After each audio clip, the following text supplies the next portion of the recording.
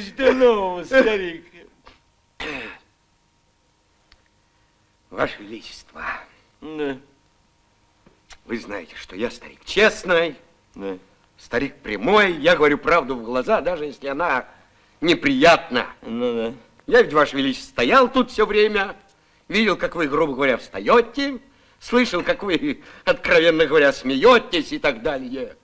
Позвольте вам сказать правду, Ваше Величество. Ну, говори. Позвольте вам сказать прямо, грубо, по-стариковски.